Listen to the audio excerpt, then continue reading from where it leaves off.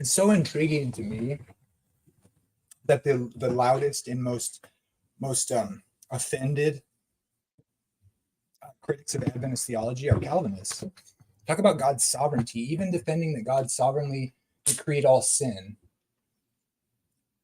It's like they forget there's a battle between good and evil when they start arguing their theology.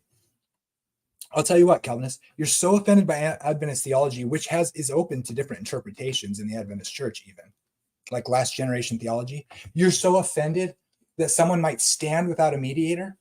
Do you think people enter heaven without being redeemed, fully redeemed? You think God, the sovereign God who determines every rogue particle, why you guys have a problem with the possibility of sinless perfectionism makes absolutely no sense. Unless you think God isn't in control of all things, or that God doesn't want people to stop sinning because it's bad for them. But on what ground are you a critic of last generation theology when you think God sovereignly controls everything?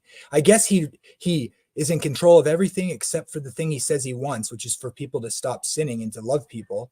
But he can't sovereignly cause that. That would be a heresy, wouldn't it? Oh, wait a minute. You literally are turning God's intentions upside down when you have a problem with sinless perfectionism, but then you argue that God determines all things that come to pass, including every single obtuse and egregious sin that happens in the world. You'll defend that God determined that, but the idea that God might determine that which he states he wants from humans, that is for them to stop sinning, that's heresy. Dude, you might want to rethink your ink.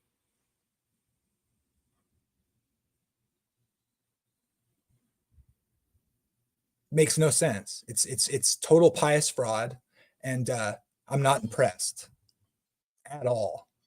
In fact, secretly, it's laughable. Just being real with you.